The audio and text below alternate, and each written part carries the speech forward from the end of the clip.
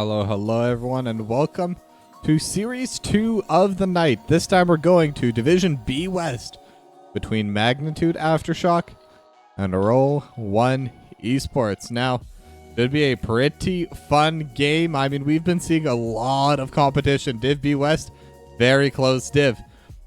Now, Magnitude Aftershock currently 6th place with 10 points, but I mean, you can see the points. Everyone is super close within that top 6.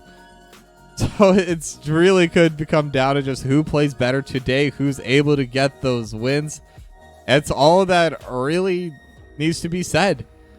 Now, Roll1Esports is currently in 5th place at 16 points. Now, Magnitude Aftershock, they cannot overtake them if they win today, but they can get really close to them. And maybe will be able to take one of those better spots going into the playoffs, since it is almost playoff season. But with that, the maps have already been picked and banned. Now, map pick went to Magnitude Aftershock. They are home team, and in these double header divisions, there is no coin toss. Home team decides what they want, and Magnitude Aftershock wanted the map pick. So they banned away Dragonshire and Sky Temple, while Roll1Esports banned away Braxis Holdout and Alterac Pass. For game 1, we're going to Infernal Shrines. And maybe we'll even be able to see a little bit more Hogger. I don't know if either of these two teams do play it. I don't think I've seen too much Hogger from them. But we'll see as we go forward.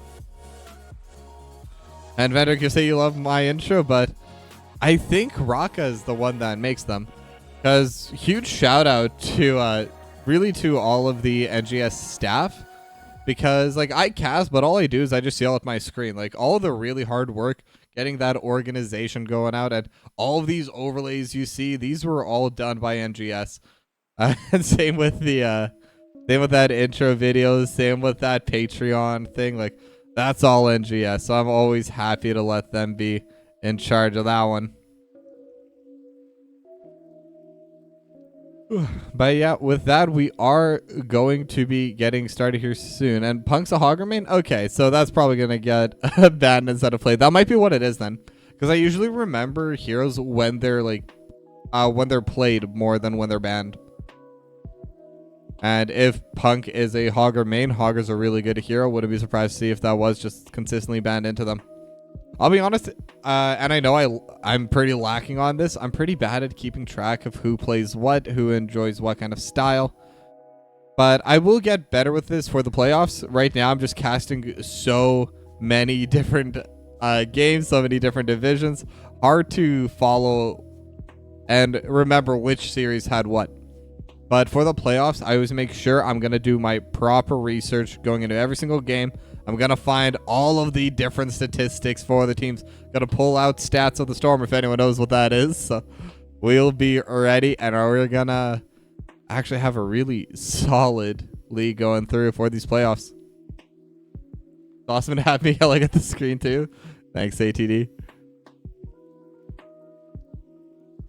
But yeah, with that, we're just waiting on one final player to join in, and then we'll get started. And I'm trying to remember how many more weeks of play there are, because I usually keep track by using Soothsayer, because when you pick a match, you can even say like which week the game's from.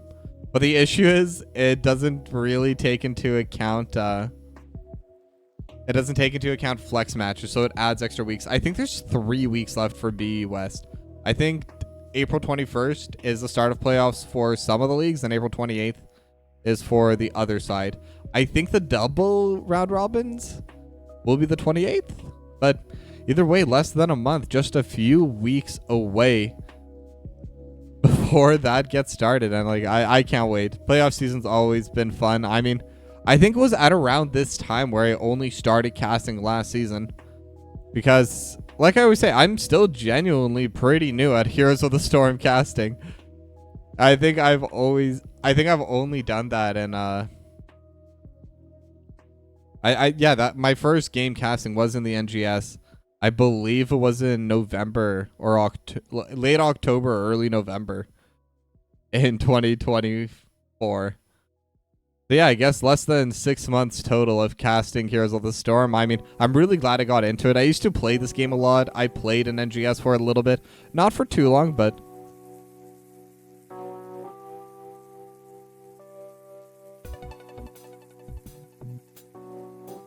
yeah, sorry. Just messaging the players in chat. But the 10th player has finally joined. We should be getting started soon. I'm already a top 3 NGS caster.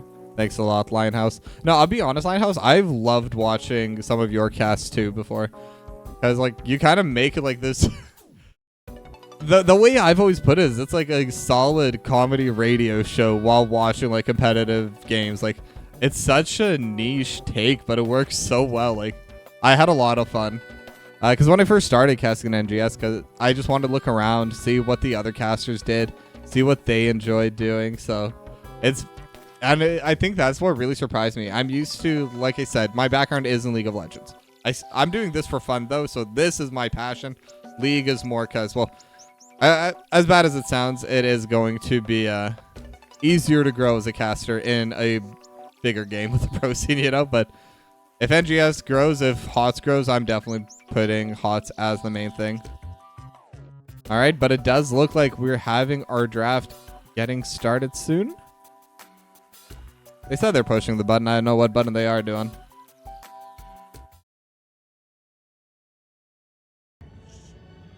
All right, but we are on Infernal Shrines between Magnitude, Aftershock, and Roll1Esports. Let's get those predictions going. And for any of you that don't visit too often, don't forget that that there is a t-shirt giveaway once we reach 100,000 points. Exclamation t-shirt to get the full details. So yeah, with that, the draft is going to get started now. As I was told in chat, if Pug is a Hogger main, Infernal Shrines is a Hogger map. I would be a little bit surprised if they do let that through, and if they do, I'm sure Magnitude Aftershock will jump on top of it immediately. It's such a strong hero here. Able to just use the Hog WoW to such effectiveness. Killing the skeletons, killing the camps. Just overall is so good and so strong here. But they are going to ban the Maya first. And I believe Amy plays that? I'm not even sure. But either way, the Maya is going to be very solid to remove. It's a playmaker. And it definitely changes the way you have to play the game. Whenever you're into a Maya, you can no longer group as much. Because if they're able to get the Emerald Bind on multiple members, it's just so much more difficult to try and play forward. I was like, give me 1 second. This is in the wrong position. This is supposed to be over. Yeah. There we go. And now it's not going to block the players. Let you win enough points for the t-shirt first? Yeah, it'll get there. It'll get there. But it's going to be the Zeratul banned away by Magnitude Aftershock. And I have noticed that Zeratul's super popular in B West. I think there's like 3 teams that love playing the Zeratul. Which I think is really fun and pretty interesting that it's a bit of a niche hero, but it's so popular still. Now the Chromie, not very niche, going to get banned away by Roll1Esports. So Hogger is still available. They did not ban it out themselves. Would love to see that. I love Hogger. Genuinely one of my favorite heroes in the entire game. Definitely my #1 offlaning hero, especially as a viewer. Just watching that Hog Wild bounce around, it's just... I don't even know how to describe it. It's soothing for some reason. But final ban going to be coming out from Magnitude Aftershock, and it will be the Joanna getting a banned away. And obviously Joanna also really got Infernal Shrines. I mean, there's a lot of heroes that are still available that are really solid. In terms of DPS, something like the Tychus is really good. Pretty much every offlaner is good on Infernal Shrines, to be honest, but Hogger definitely has a little step above them. Dahaka's really good. Leora can clear it away. Most of the big meta offlaners are good. But Velvet's going to lock in the Thrall instead. Now, that's not necessarily going into the offlane. That could very well just end up being a DPS, the melee assassin. But we'll have to see as we head further into the draft. Either way, Thrall's really good at team fighting. So while Thrall definitely struggles a little bit more when it comes to clearing out those skeletons, and specifically laning in case the offlaner does need a double soak. But will definitely be coming out in full force during those team fights as Arthas gets locked in for Wraithling. Now, I've been seeing quite a bit of Arthas as well, and it could be an offlane Arthas. I've been seeing a lot of that popping up, having that kind of anchor tank. It's usually either Arthas or the Tyrael, but both can be played pretty successfully. Now, Deckard Cain locked in for Honiba, and Diablo going to get locked in for Rock Your World. And we're talking about favorite heroes. I think Rock Your World loves the Diablo. Basically, every single series is either banned or picked by them, so not surprised to see that get locked in once again. But with that, it does increase the advantage of picking that Tychus on the side of Magnitude Aftershock. Really good at fighting the Diablo, the Overkill, and the grenades. Absolutely shred the skeletons on these shrines. But Magnitude Aftershock gonna ban away the Hanzo. They don't want to deal with that today. A lot of poke damage over the wall. I think Stormbow build can clear away the skeletons, at least to some extent. But it does allow quite a bit of options there. And then, obviously, the easier engage. I mean, right now, Roll1Esports, they definitely look like their team fights are going to be pretty strong. Deckard Cain really good in those. Diablo really good in those. Thrall especially good in these team fights. As like I said, the Tychus will get banned away. I think it's just too good into Roll1Esports. I think it's the right call. You don't want to let Magnitude Aftershock play it. You just want to you just want to see it taken out entirely. But now Magnitude Aftershock haven't really shown too much about their composition yet. We'll have to with these next two picks, as it is going to be the Falstad for Amy and Tassadar for Punk. So that's going to be pretty interesting. And part of me thinks Amy's going to be doing the Fleet Footwork. I think that's called. I don't remember. The auto attack build coming out for her Falstad, especially in that level 1 stacking talent. Infernal Shrines has those 3 lanes. Could definitely stack pretty quickly. Has a lot of opportunities for the stack. And then Punk, obviously playing the Tassadar, going to be that big AoE mage. Going to have a lot of poke over the top. As Zad going to lock in the Blaze. And Mephisto locked in for Dr. Evil. Mephisto is so strong, and their late game scaling is going to be pretty scary. And with that, with the Blaze being shown, especially since Zad is the one to lock it in, that will be a 4-core Thrall. But now the one thing I will say is their early game DPS is definitely going to be lacking a bit. Mephisto definitely needs some time to scale up, unless they go the Lightning Nova build. But even with the Lightning Nova build, still takes a bit of time. As Captain Roberts is going to lock in the Leoric, so it will be the Arthas main tank. So pretty standard composition coming out from both these two teams. Only difference is, and I thought it was pretty fun, but the first pick Thrall was their flex. But either way, it's really going to come down to which of these two teams is going to be able to play better and come out the victor in this game number 1.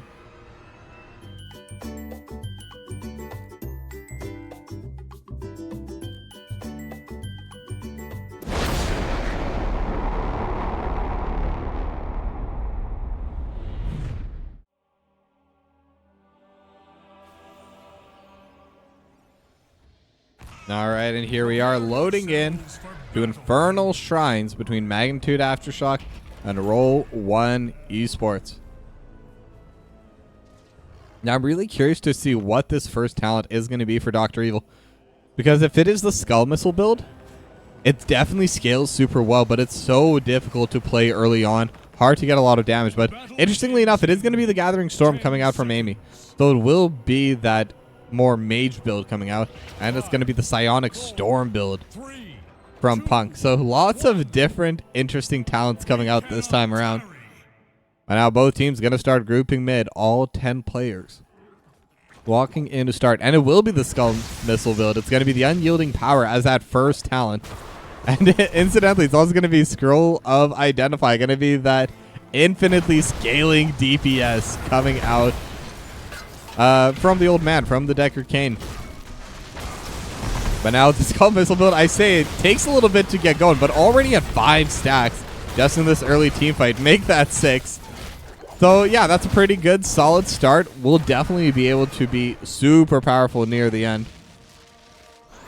But now both teams starting to group towards the bottom. Shadow Charge is going to land. Same with the Overpower, but it is going to be the Arthas, a little bit tanky. And with the Leap of Faith coming out from B-Man, will be completely fine. And just will get healed back up as another Skull Missile lands. Now Velvet gets hit by the Chastise. That could be pretty big as well. And Velvet able to back away with like no HP.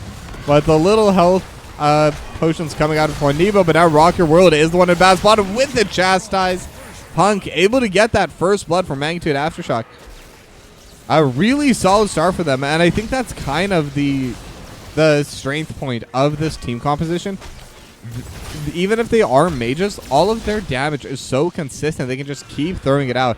And Wraithlin can just slow people indefinitely. Amy's Hammerang will slow as well. Just so much option in terms of just slowly but surely whittling down an opponent. But now with that, Captain Roberts able to get the shove in the top lane. Punk will clear out the mid lane.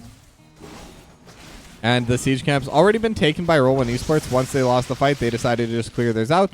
Now going to get matched by Magnitude Aftershock as they've already taken down the bot lane. So they are going to get some pretty solid advantages there on the map. Now Rock Your World just walking forward with a Fire Stomp. Just looking to deal a little bit of damage to everything. Help slowly but surely clear it out. And with Velvet there, with Rock Your World there as well, they will be able to clear out these Impalers very shortly. Very quickly. I know real harm's done, but that's still going to be the experience advantage going over for Magnitude Aftershock. And both teams are getting started on their Bruiser camp. Magnitude Aftershock will be able to finish theirs off first. But even so, sometimes it's not even bad to be second because you're given the opportunity to clear out the Bruiser camp first, and then yours is pushing in. But now the Chastise will land onto Zad. As Captain Roberts just draining hope on Zad and actually dealt a decent bit of damage. But now both sides are grouping up in this top side. They have the root coming out of Wraithing. I forgot what that ability is even called. The Howling Blast. But like I was saying, if you take the first camp, sometimes it makes it easier to clear out. But now Rock the Road looking at Wraithing. Jet Propulsion lands on a 3 in the back line. And now Wraithing is going to get pulled back to safety. If that was any other healer except Anduin, Wraithling definitely goes down there, but Leap of Faith coming out clutch, keeping Wraithling alive. Very good look by Roll1Esports. And with that, they will be able to get first priority over onto these skeletons. Skull Missile definitely starting to scale up, already at 13 stacks. As Dr. Evil going to get hit by the Howling Blast, and with the Chastise as well, that will be the Mephisto going down. Now Punk just DPSing on to Rock Your World over through the back. Has the Psionic Storm as well. Howling Blast will land for the root. Same with the Chastise. But again, this Diablo's just so tanky. But even if they're not able to get the kill, they have level 7 talent advantage. At least for a little bit. As Rock Your World wants to fight anyway. Level 7 gonna get hit by them as well. And now Velvet's caught out with the Howling Blast. And with the Hammerang, more than enough damage to get that kill.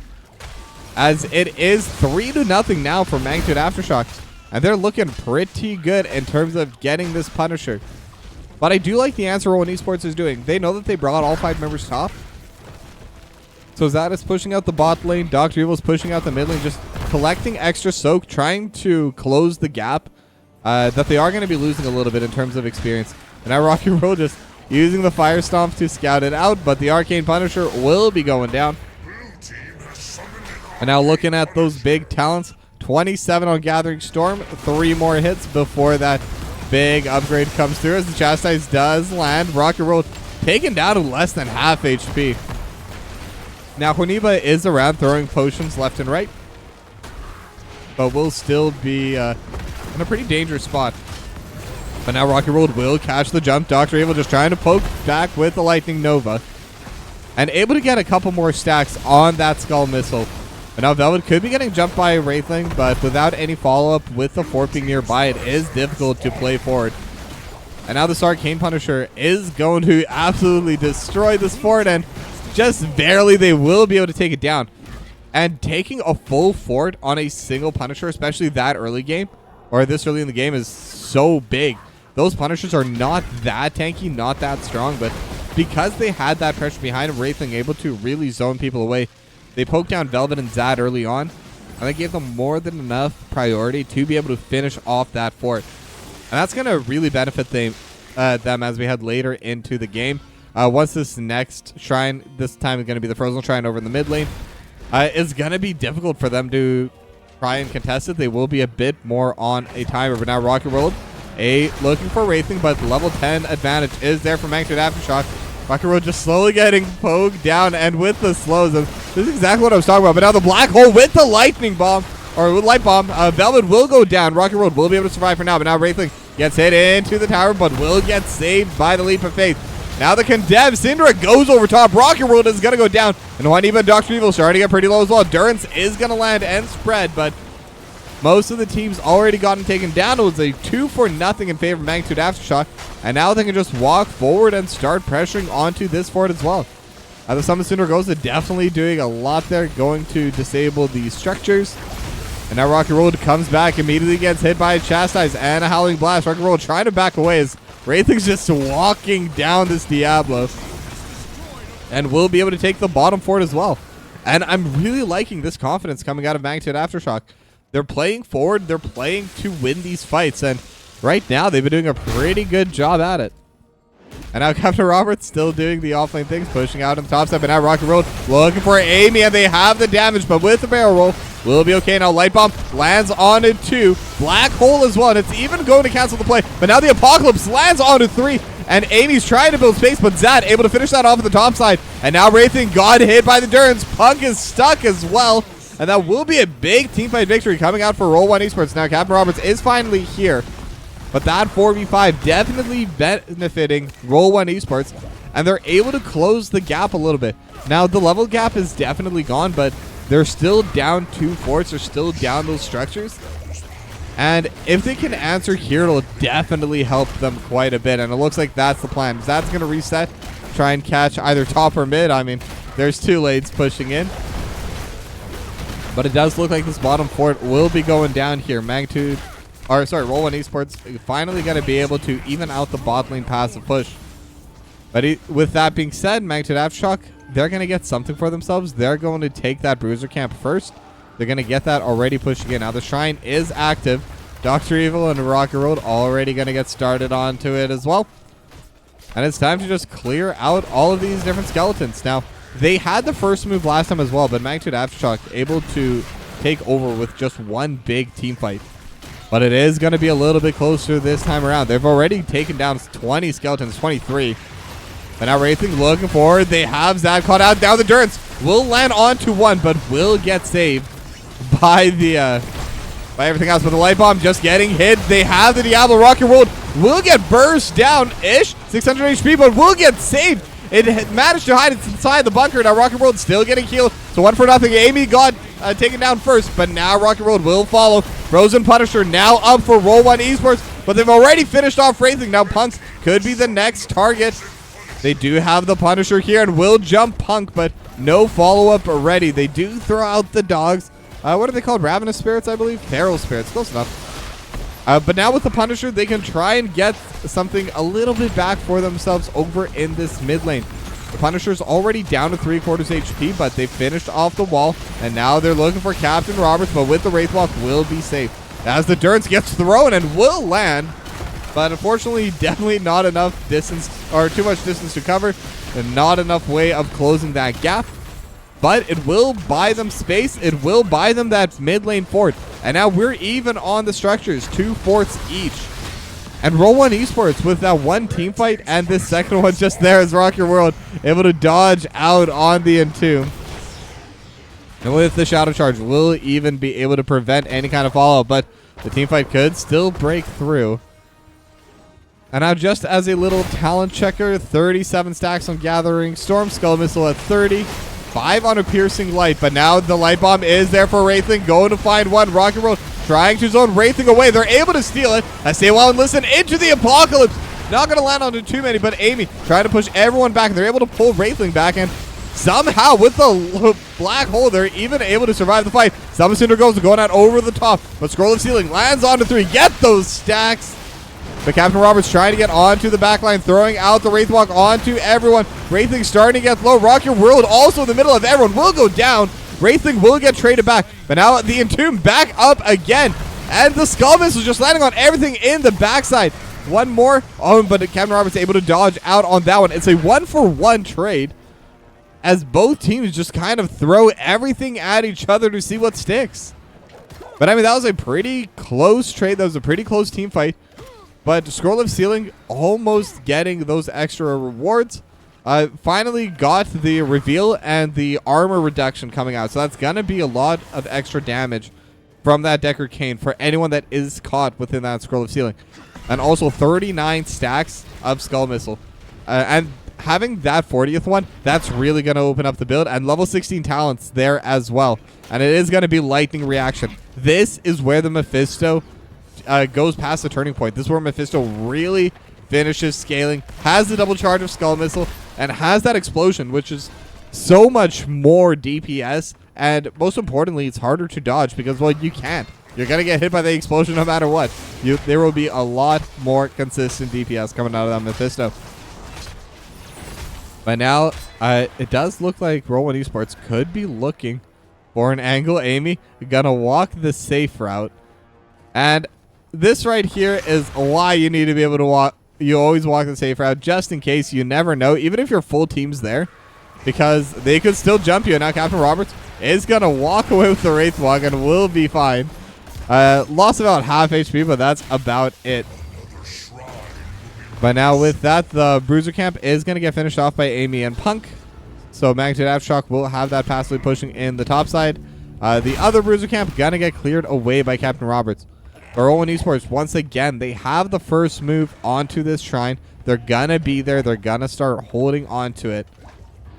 But the entire squad coming in from Magnitude Aftershock, they are down a level, but they're not down a talent. So they could definitely look to fight here. Azad walking forward, and they have spotted them out. And now with the wall, the bunker will come through. Captain Roberts actually also getting hit on the back line. Both offlaners just getting jumped upon. And now the Durance does land Apocalypse as well. And they're able to get it onto B-Man. But the Gust, B-Man trying to get the stun, but Sundering also going to prevent B-Man from walking forward. Stay a while and listen. Just use for extra peel, but that's a 2-for-1 for Roll1Esports. Massive victory for them as well. Now Captain Roberts will be able to respawn pretty soon. But it is difficult to fight without that healer, without that Anduin. But I still think Magnitude Aftershock, they could definitely give it a look. Especially with Captain Roberts respawning in just a couple seconds. Entomb still 10 seconds away, but they have summoned Syndragosa. No heroics left for Roll1Esports, but Captain Roberts is there. They have the root. They're looking towards Velvet. Velvet's got to get low, got to get taken down. Scroll of Sealing does land, but once again, it's just onto Captain Roberts, who with the Wraithwalk just trying to get onto the backline. Dr. Evil gonna be caught out a bit, and with the Entomb, they should be able to find Dr. Evil, and the Durance does come through, and Dr. Evil dealing so much damage, almost takes him down, and actually with Juanima, they will have more than enough damage to take down Punk. But the Punisher still gets finished off by Roll1Esports. They were there early enough, and they were able to hold off long enough to still get the objective. Overall, definitely a teamfight victory for Roll1Esports, as Captain Roberts once again gets found, but it's just a Diablo and a Decker Cane. Definitely not going to be able to look for any kind of play there. But now the push in the bot lane is going to start coming through. B-Man and Wraithling trying to defend. And the Mortal Punisher, like I always say, really good at taking down these structures, but Wraithling pulling him closer towards that mid lane, trying to get those forts to help push in. As the Punisher just trying to clear out the minions, clear out the wave, and not too much value actually going to come out from this Punisher for Roll1Esports. They will be able to get a decent amount of damage on the wall over in the mid lane, but not going to be able to finish it off, and the Punisher's already basically gone. But now Zad gets caught in the Entomb, has the bunker, helps buy a little bit of time, and Zad still trying to walk away. Scroll of Sealing with the slow as well. As Wraithling has the light bomb, will be able to get onto Zad, and Zad will be the only one to go down. Now Amy still looking to play forward, looking for Juanima. But with that, the wall already there, there's just not enough space for Juanima to really back out. And now Summon Syndragosa immediately going to get used in that mid lane, and they're just going to keep pushing in with this. They know they have the kill advantage. They know they can fight, but Punk is starting to get low, and the Lightning Nova dealing so much damage. The Leap of Faith saving Punk, but they still have the stuns, and the Gust going to keep Wraithling alive, especially with that extra Leap of Faith. But honestly, Roll1Esports was able to push them back, but Magnitude Aftershock would have been in such a bad position. B-Man keeping Wraithling and Punk alive in that team fight. But now Rocky Road looking to play forward. They will be able to steal out that siege camp. They have the level 20. And with the level 20s being online, Magnitude Aftershock will have to give that up. I don't think they care too much about it. They definitely don't want to give it up. But it's better than going into a team fight that they have no hope of winning.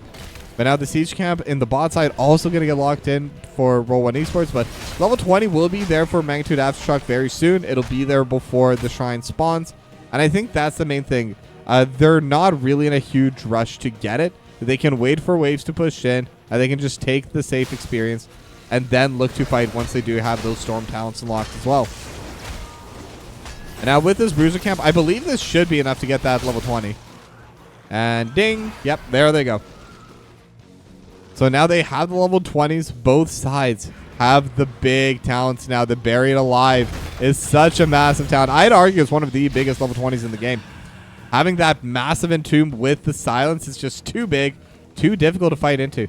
And especially when you have stuff like the Deckard Cain, when you have stuff like the Diablo, Zad on the Blaze, even Dr. Evil with the Shades of Mephisto, they each have at least some kind of tool to either hold their ground or to escape from the Entomb. Having that AoE silence if you're inside it just makes it so much more difficult to play. But now the shrine is going to be spawning soon. Both sides level 20. Captain Roberts has the inside track. And looking in the back line, has the Entomb onto 3. And they're able to get it onto the Mephisto. But Dr. Evil going to get pushed back. Summon Cinder goes as well. And the Apocalypse lands onto 2. And Amy starting to get jumped. And the Sunring is going to buy a lot of space. Now the Endurance of Hate not going to land. But Wraithling has the Light Bomb. Not going to be able to land it onto anyone either. But Stay a While and Listen will set them up. And now they're looking towards Amy, but again, with the barrel roll, just able to back out. Now Wraithling has the Howling Blast. Zad and Velvet starting to get pretty low, but with the bucket, they're dealing so much damage. Wraithling slowly but surely getting DPS down, and that will be the first kill. Now Dr. Evil just playing forward, and after that long fight, it is just a 1-0 in favor of Roll1Esports.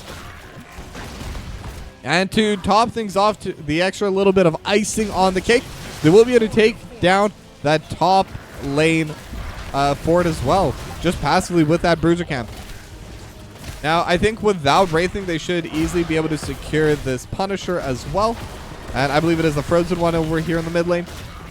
So they can start pressuring over onto this wall. They've already taken out most of this wall when they got the Punisher over in that bot lane.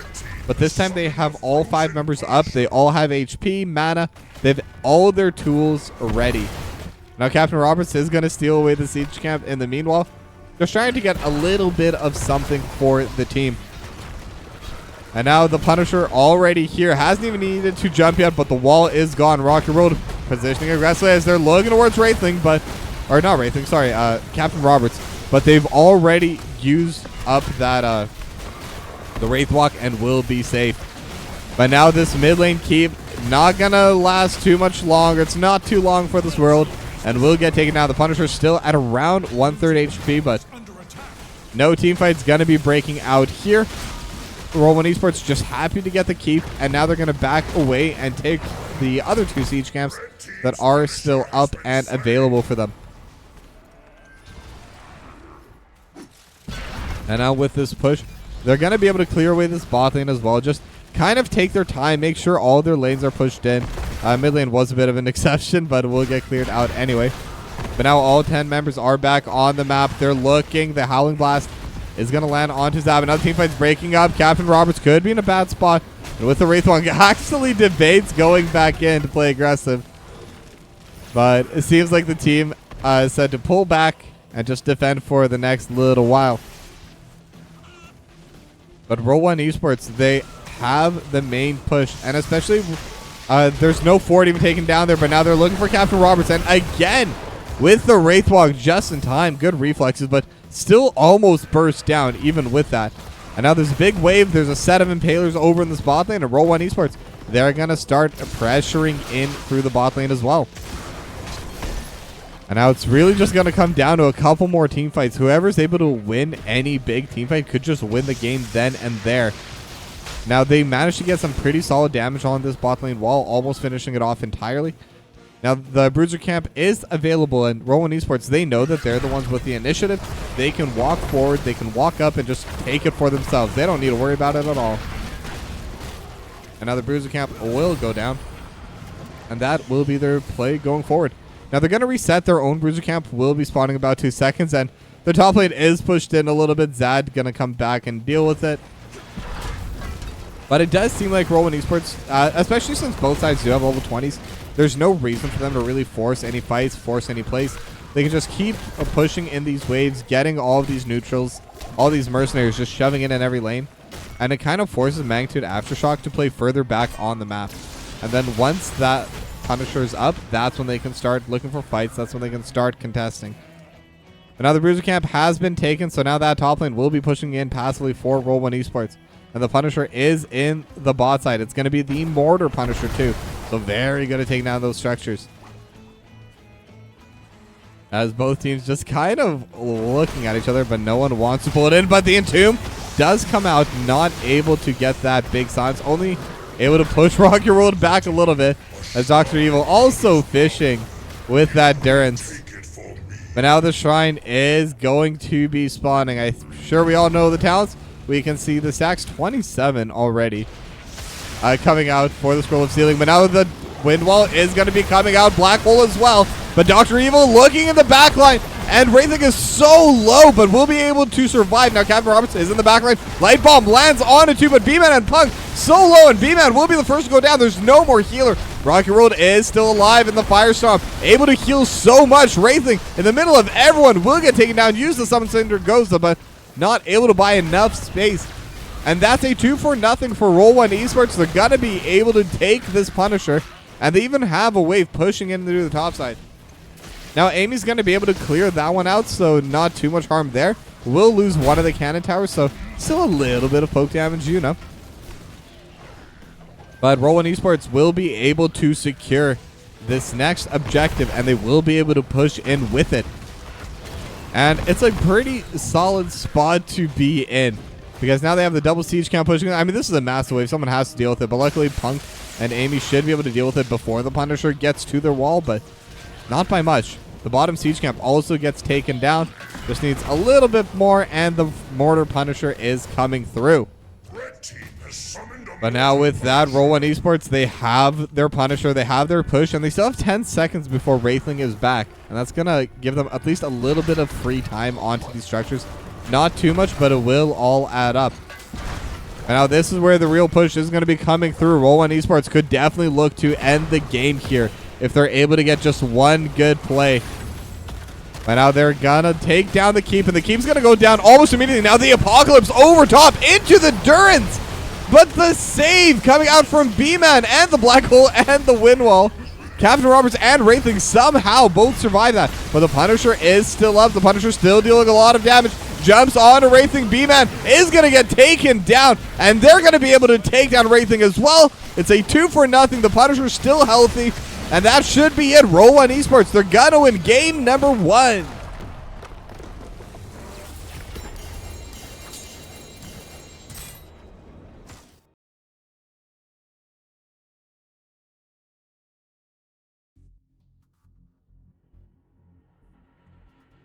And I mean, that was a pretty massive game. Roll1Esports, though, just slightly able to win out in some of those team fights. And those team fights were so close. I mean, it really goes to show just how evenly matched these two teams are. And how, I think in a best of 5, this would be an absolutely amazing series to watch. I mean, everything in B West has been really good this split. So I'm really excited to keep watching this. And we are going to go to a short break.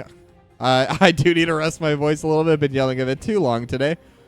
But yeah, going to have a short / somewhat extended break. And then we're going to be back for game number 2. So don't go anywhere.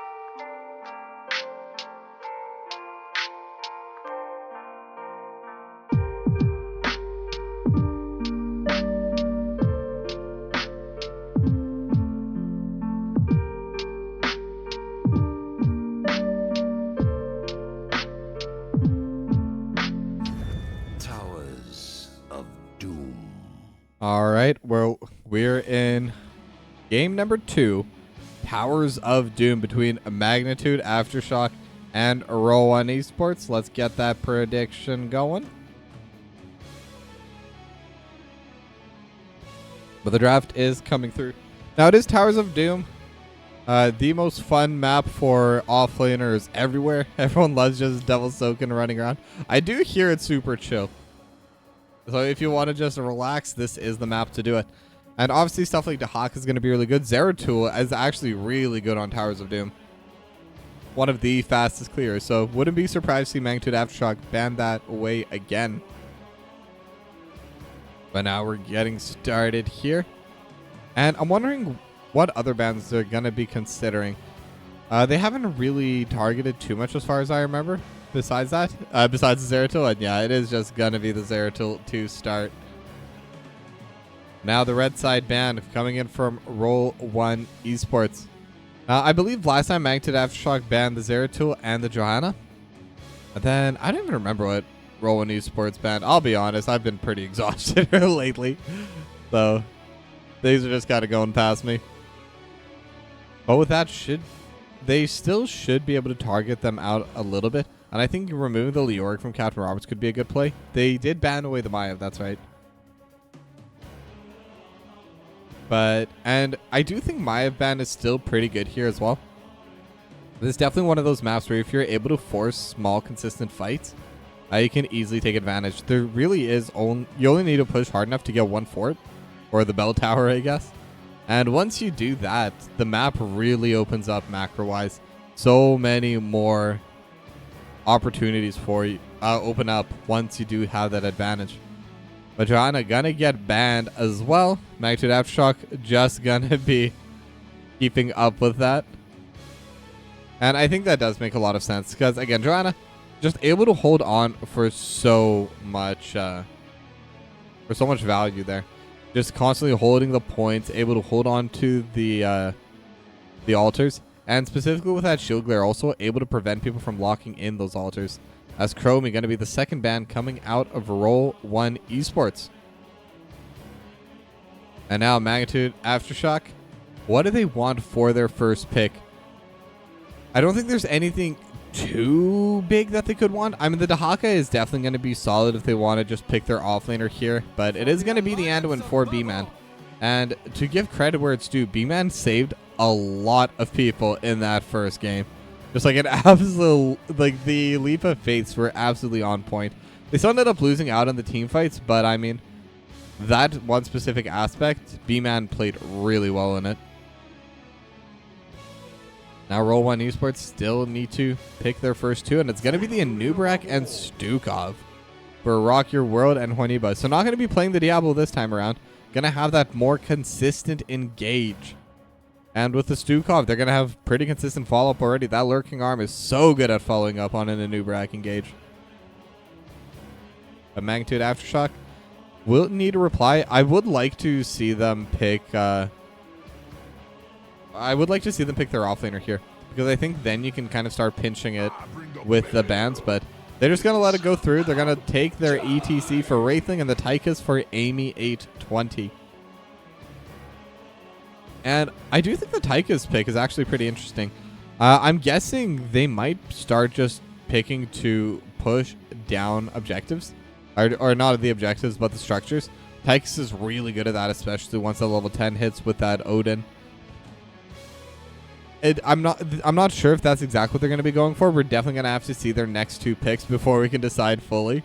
But the Tacet are going to get banned by Roll1Esports. They don't want to see Punk playing that again. And despite their loss, Punk was the #1 DPS in that game, #1. The Psionic Storm, all those shockers, just so much damage going left and right during really every single play in that game. Roll1Esports and Magnitude Aftershock, they were just absolutely brawling it out the whole time. I'm hoping to see the same here. It's always more fun casting a game when both sides they don't want to get along. They just want to fight. And this time, the respect ban for Dr. Evil, the Mephisto, will get removed by Magnitude Aftershock. I think that makes a lot of sense. Dr. Evil, especially with Endurances, they were so well placed most of the time.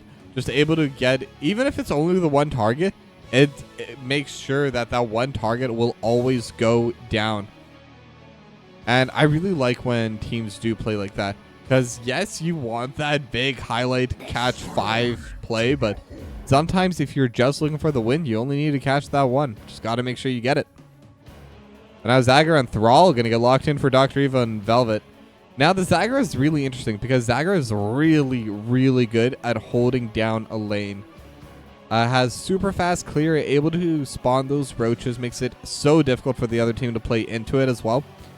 Just genuinely lowers the amount of pressure that the other team's able to apply. Now that's an interesting offlaner. The Zul locked in for Captain Roberts and Kelthus locked in for Punk. So now Zul also has a ridiculously fast clear speed. Is definitely one of the better double clears in the game, the double soakers. A super soaker, you could even call it.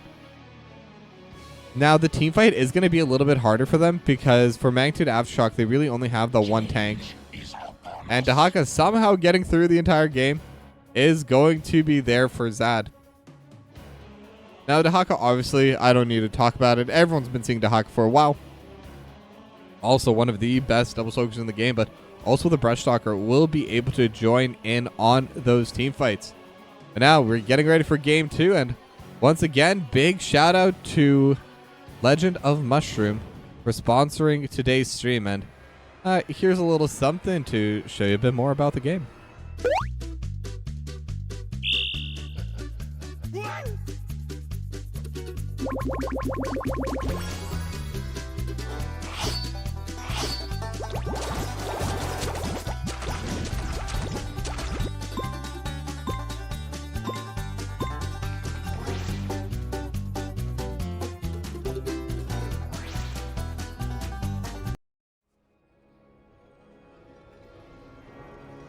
All right, welcome back. And here we are in game 2 between Magnitude Aftershock and Roll1Esports. And once again, a big shout out to Legend of Mushrooms, as Oakster says, Towers of Shrooms today, for sponsoring this Tokibi stream. Download the game, and just by installing it, you're helping support my cast. So if you've been watching my cast this season or last season, you've been enjoying it, I would really appreciate it. It genuinely helps me out a lot. But now both teams are going to start grouping up in this mid lane. And neither one really wants to pull the trigger. And I think that makes a lot of sense, because really both these two teams are pretty squishy overall. There's going to be a lot of there's not a lot of HP coming out from either of these two teams. But I think a lot of DPS is really going to be valuable. I think Punk specifically on that Kelthus is going to be able to deal so much damage over top. But now 4 members strong already in the bot lane, as it does seem like Roll1Esports, at least for a little bit, I thought we're going to do a 1-3-1 strat. But Rocket Road was looking for the play on a Punk. The Chastise will land just to get back to Rocket World. But it does seem like they are doing it to some extent, just going to be backing up, shoving out that mid lane. But the Sapper Camp is going to get started by Magnitude Aftershock instead of dealing with those lanes. But Captain Roberts is waiting in the brush. We'll be able to just clear out all of these minions super quickly. And that's kind of what I mean. Like, this is the power of that Zul. But now the bottom Sapper Camp has already been finished by Magnitude Aftershock. Going to get matched now by Roll1Esports. As now we are looking over in the backline. And Linehouse, thank you very much for the 5 gifted subs. Really appreciate it. New sub goal reached as well. But now with that, we're looking over in this bot. They're going to get the Sapper Camp cleared out. I don't think they're going to be able to crash it in already at half HP. But Wraithing is going to look for it. They're looking towards Velvet. And with the Flame Strike, just needs one more hit and the face mount will be enough. And that is one of the big parts of this Magnitude Aftershock squad. They have so much burst damage. And because Roll1Esports is generally so squishy, they have more than enough damage to pick off an opponent that they do get started on. Between the grenade, between Punk's entire combo with the gravity lapse and the flame strike, and the light, not the light bomb, the living bomb, it's able to provide so much damage, so much value. Rocket World looking for the stun, able to find Wraithling, but not too much follow-up. But now Wraithling goes in, and Juaniba in a bad spot gets hit by the flame strike and the gravity lapse as well. A couple more autos, and it's going to be another kill for Magnitude Aftershock. 2-0 now.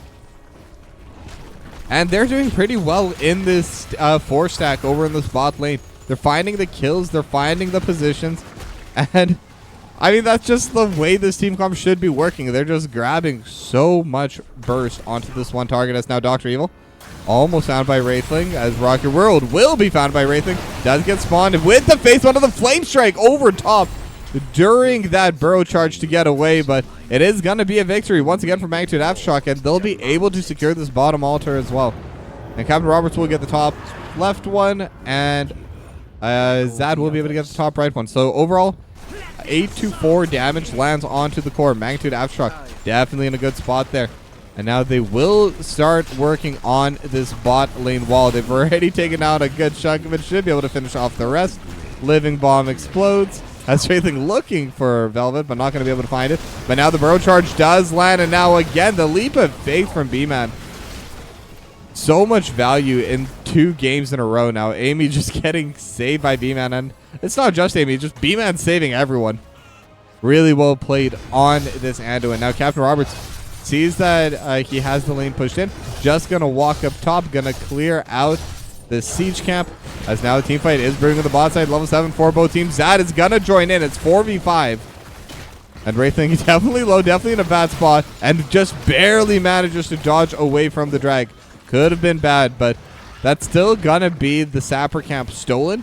And they do have their own that they can start looking towards as well. And all three are going to land. That's going to be good damage to the wall. And now Velvet looking for the play on a Punk. And with the lurking armor, it just gives so much extra control during those fights. It gives so much more opportunity for Roll1Esports to try and get those big plays, those big fights coming through.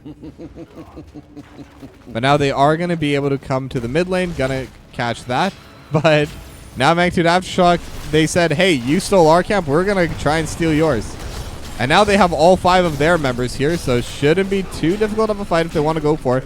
I don't believe Zad has that Brush Stalker, so just going to be stolen Sapper camp for stolen Sapper camp. But now this wall is definitely in a pretty gnarly spot, but the fight is starting to break through over in this middle altar area. Now Dr. Evil will be able to just take that one for free, so it will be 4 damage going back towards Magnitude Aftershock as Wraithling trying to get the last one, and actually almost able to channel it all the way. I was surprised. I thought that was actually going to work at the end. Now the roaches are getting spawned. Now they do have the stun. Impale lands onto 4. And Wraithling just caught in the middle of everything. So many different spawns. But again, B-Man just keeping everyone alive. Now Captain Roberts gonna get hit by the drag. But there's no DPS to follow. Velvet is going to be able to lock in the altar. Will get the extra 4 points.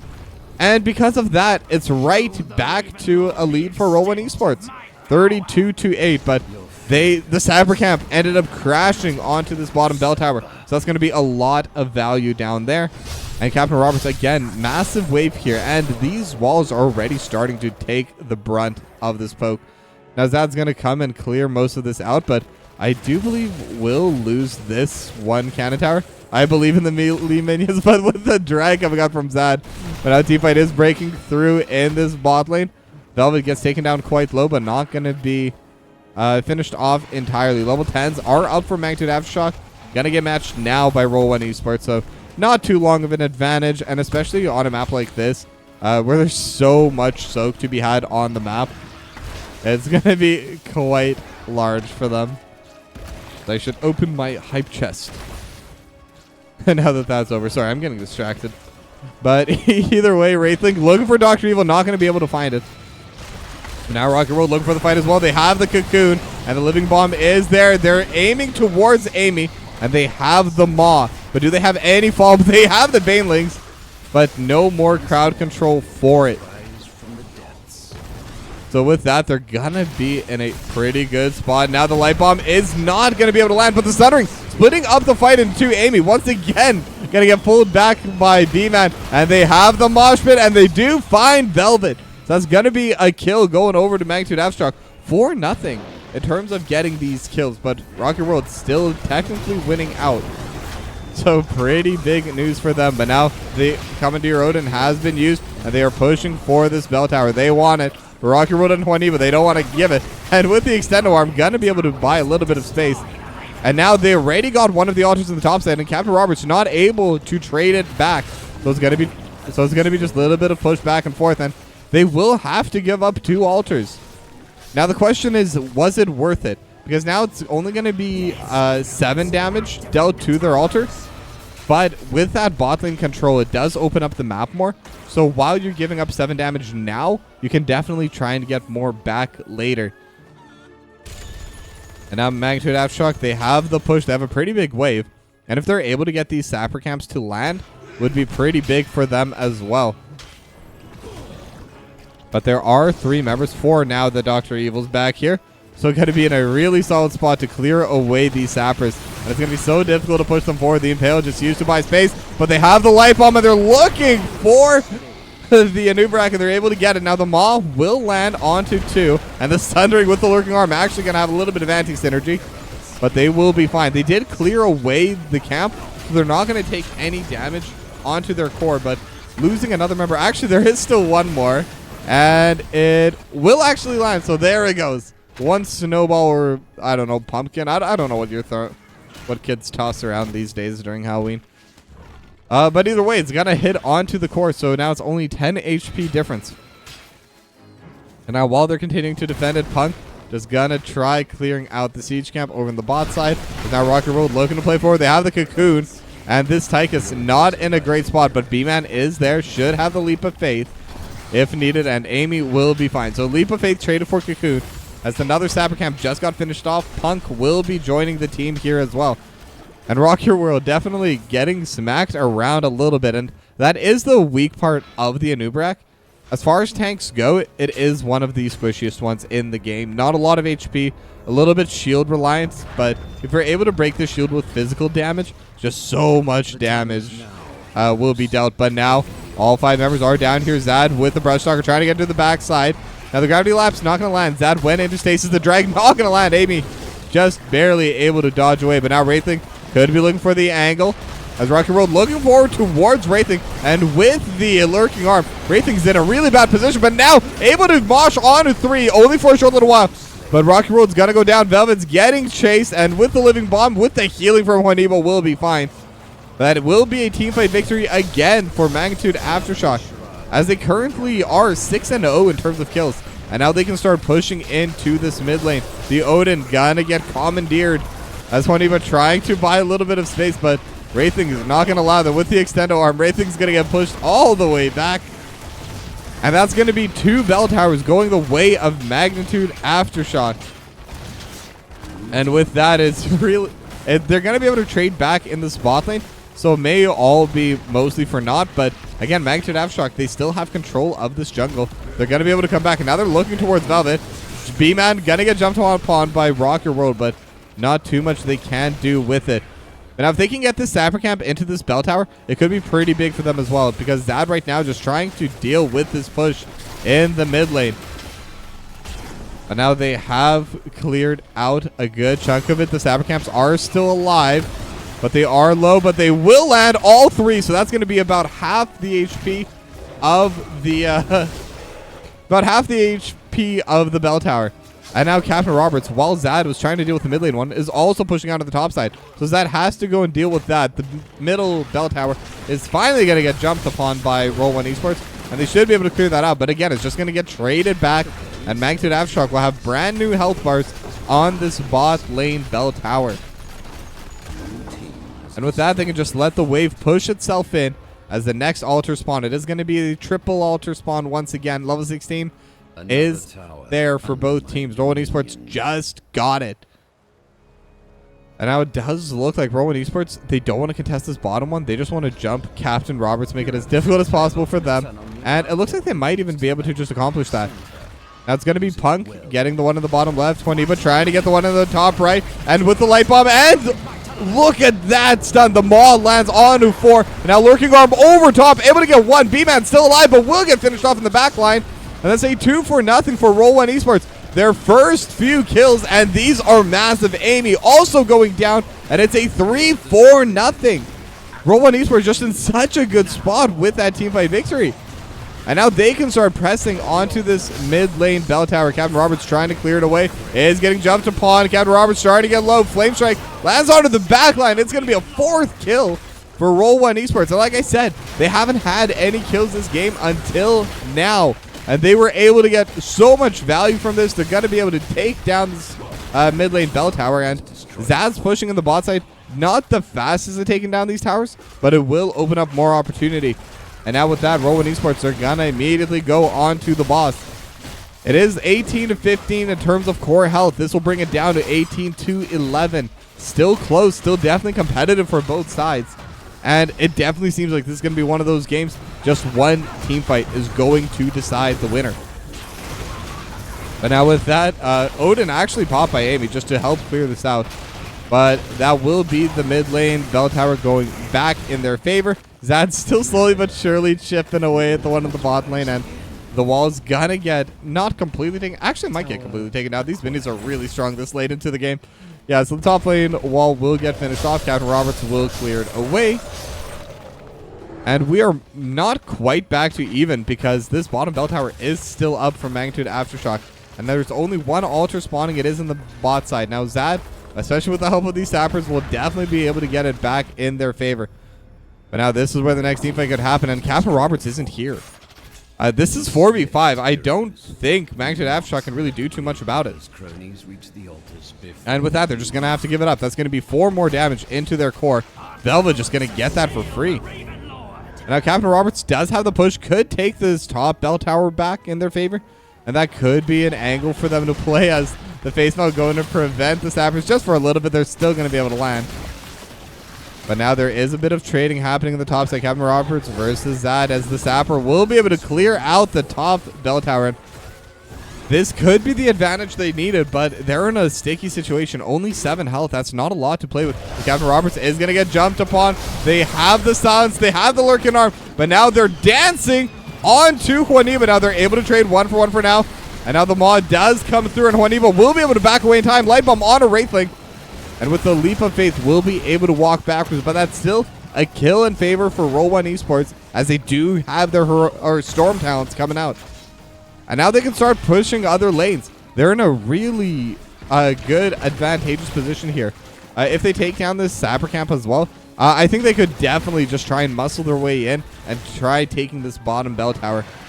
Even if it is underneath the tower, I think it's going to be difficult to fight, even as for. The light bomb is going to be back up in 25 seconds. The sapper camp going to be coming here as well. Zad is still in the mid lane.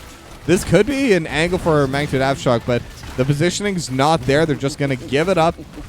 And once again, it's going to be 3 bell towers to each of the teams. And now the altars are spawning up in the top side. So in a way, the positioning is beneficial for Magnitude Aftershock. 10 seconds till the altars do spawn. Punk could be in a bad spot, but will be okay for now. And there's still that level 20 advantage. They still don't have level 20. Captain Roberts trying to clear out these minions as quickly as possible, but still not able to get it. They'll need a little bit more. Now the altar on the right side, Zad's going to be able to get it. They're down to 3 HP. This could be the game if Roll1Esports can win this fight. But they're just going to back out. They're happy to trade because they don't need to take risks anymore. They're not the ones that are behind. They're going to have 3 to 4 teams.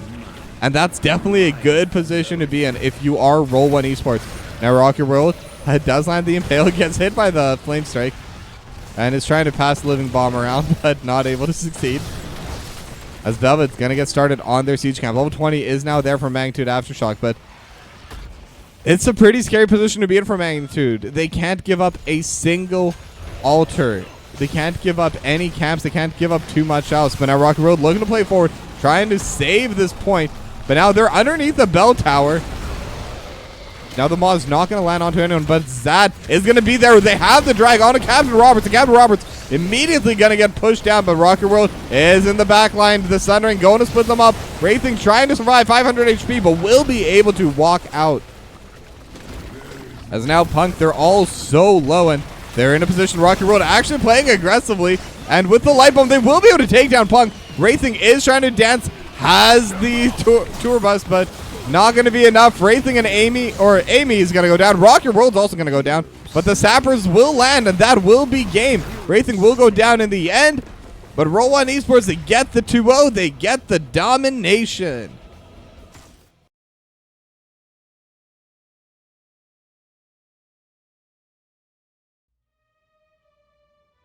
And another decently close game, decently back and forth, but Roll1Esports, once they got the advantage, they knew they didn't need to worry that much about contesting everything. They took their little gains, and they basically said, Magnitude, if you want to try fighting us, you're going to have to go into us. You're going to have to fight in a spot you don't want to. And because of that, they were able to come out on top. And now with that, I'm going to try and find an interview. And give me one moment while I do get that set up. Let me just also give them that second win, get that 2-0.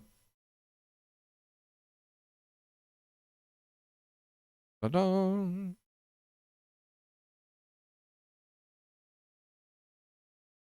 I'm getting lost in this Discord right now.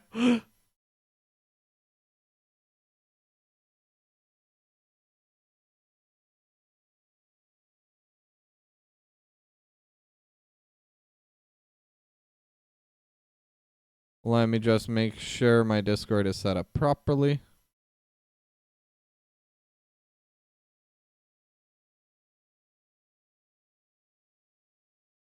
I do want to start simplifying the setup because it's not very simple.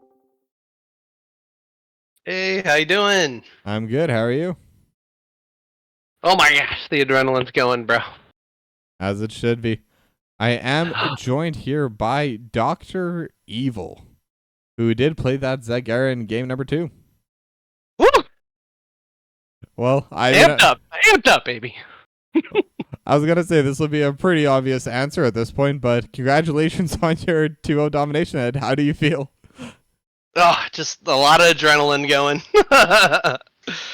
They're an awesome team, so it's always like we're trying really hard to, you know, do the best we can, coordinate up, and see if we can bail each other out if we make any mistakes. Yeah.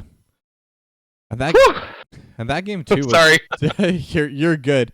This is what we want from the interview, right? We don't want canned answers. We want the true emotion, the true thoughts coming out from Dr. Evil. That's what we're here for. But yeah, they're great people though. I love I play with them sometimes off, not in NGS, and they're all wonderful. So I always like playing games with them, whether I'm on their team or not. Yeah, for sure.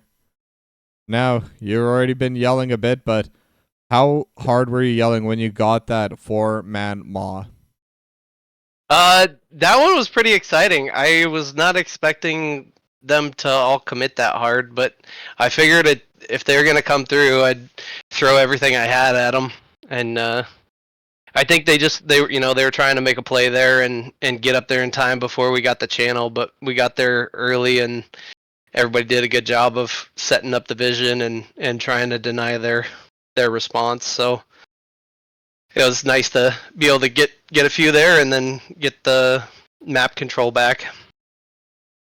Yeah, and speaking of the map control, I mean, you were behind on that for most of that game.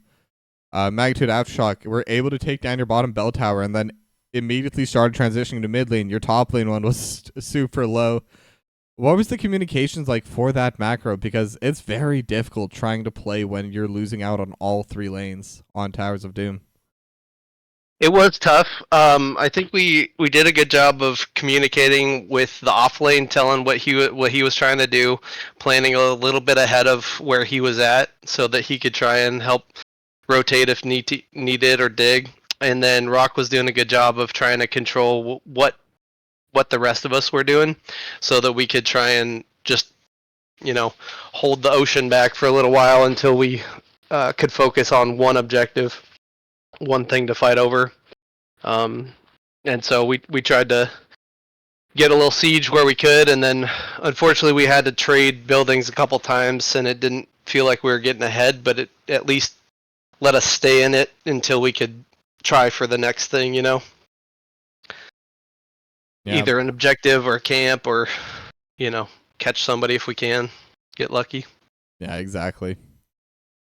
And then to talk a little bit about that first game, actually, on the Infernal Shrines. I mean, that was also a pretty big back and forth game for a while. Yeah, for sure. They were doing really good running at us. I think we just had some strong play with the front line. It felt like an offensive line just holding the defensive line back really well, trying to keep us alive. And then when Eba's heals went through, and if we were able to keep everybody alive, we kind of out-traded it in the end. But it was tough because they were running us down really well, especially early. Yeah. I mean, you did have that late game scaling. You had that, once you hit that level 16, the lightning reaction for the Mephisto, it just becomes so much easier to team fight. And I gotta say, you performed extremely well in both these 2 games. So really, congratulations on your win today, and congratulations on the way you've been playing.